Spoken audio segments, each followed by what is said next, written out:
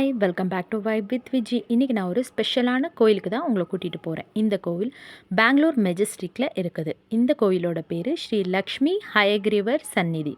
இந்த கோயிலுக்கு நான் இதுதான் ஃபஸ்ட் டைம் போகிறேன். போகும்போதே இவ்வளோ பக்தர்களை அங்கே பார்க்கும்போது எனக்கே ரொம்பவும் ஆச்சரியமாக இருந்துச்சு. இவ்வளோ பக்தர்களும் யாரை தரிசனம் பண்ணுறதுக்காக வந்திருக்காங்கன்னா ஸ்ரீ லக்ஷ்மி ஹயக்ரீவரை பார்க்குறதுக்காக தான். இவ்வளோ பக்தர்களும் 99% வந்தது படிப்பு சம்பந்தப்பட்ட பிரச்சனைகளை நிவர்த்தி செய்யத்தான்.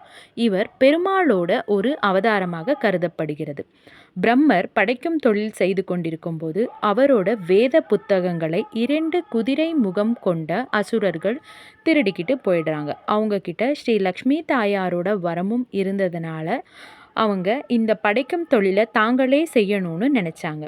லக்ஷ்மி தாயாரோட வரம் அவங்க கிட்ட இருந்ததுனால பிரம்மரால் அவங்க கிட்ட நெருங்க முடியல.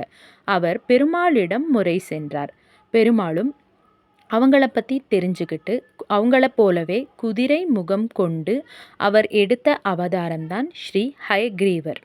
இவர் ஞானத்தின் கடவுளாகவே பார்க்கப்படுது.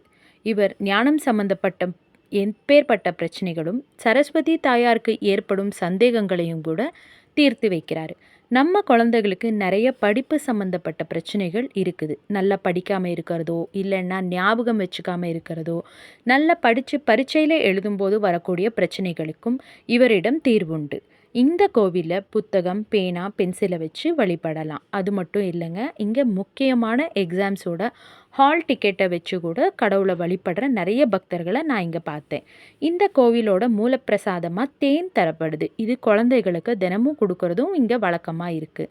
ஸ்ரீ லக்ஷ்மி ஹயக்ரீவரை வழிபடுறது கல்வி சம்மந்தப்பட்ட பிரச்சனை மட்டும் இல்லைங்க, இவரை வழிபடுறதுனால செல்வம் சம்மந்தப்பட்ட பிரச்சனைகளும் தீருதுன்னு இங்கே வந்திருந்த பக்தர்கள் சொல்கிறாங்க.